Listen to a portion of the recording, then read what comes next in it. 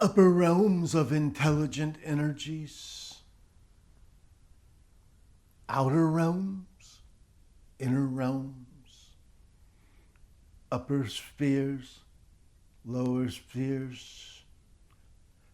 There is no upper or lower. There is no more important or less important, inner or outer.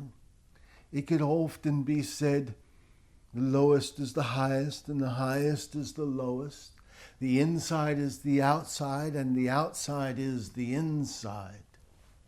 But what is very important to realize is there are different spheres. And while these spheres of intelligence may at times overlap, they are still independent spheres that perform independent functions. So let us talk of what we will, for convenience sake, call the highest spheres, those which you would consider higher up on the Kabbalah, even though that doesn't make them higher, it just makes them at a different spot and at the same spot. That is the nature of the Kabbalah, is it not? Let us speak today of the Seraphim and the Cherubim. What are they? Oh, you have seen the Seraphim.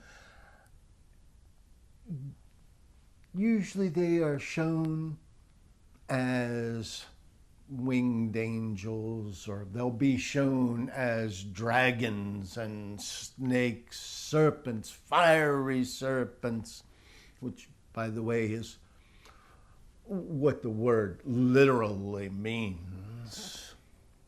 They're considered bearers of wisdom in many traditions.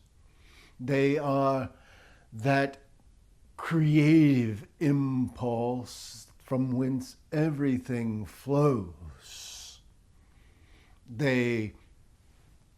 Seraphim are energies that truly, for all practical purposes, seem to be unapproachable by the individual human.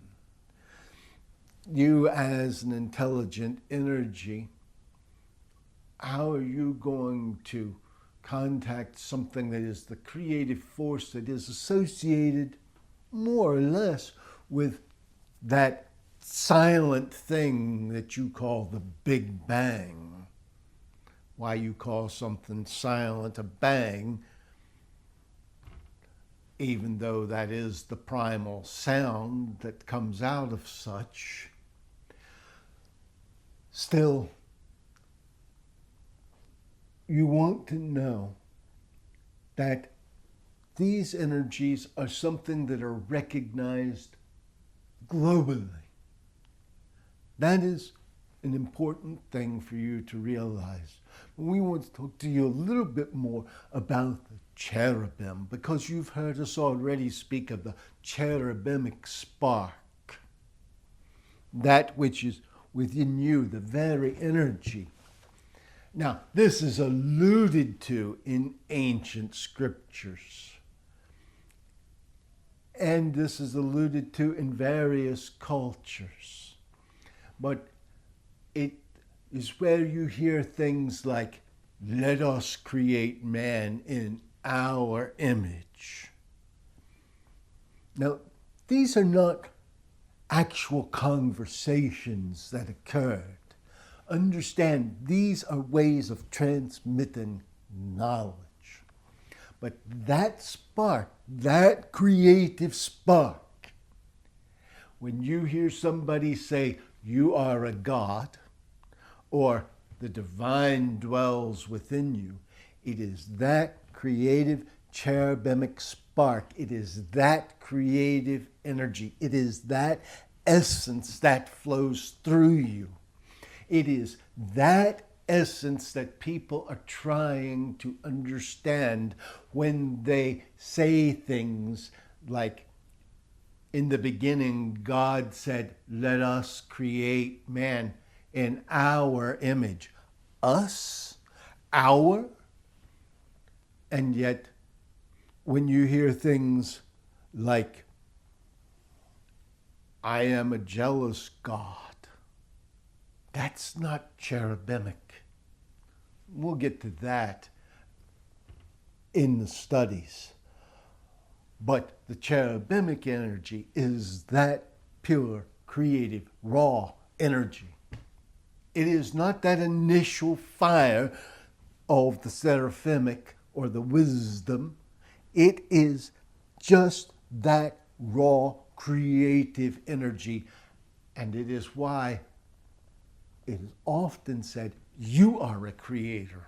It is why so many saints and sages and holy men will tell you, you are the creator of your own destiny. And they will also tell you that you create the reality of the world in which you live. Holy men across various generations, across various religions, all will tell you, you are a creative force and that you create reality, that you create the world in which you live, you create the reality in which you live. You may share that reality with others, you may have a shared world and a shared creation, but you are the creator of your world. You are the creator of your reality because you are a fire of cherubic creation. You are motivated, moved, your essence of being. When people speak of the Holy Spirit, of the spark, it is the cherubic fire. That is the very essence of what makes you move, what flows through you, what gives you force, what gives you energy. It is not your individual intelligence. It is not your mind or your emotion. It is not the physical being. It is your bliss body.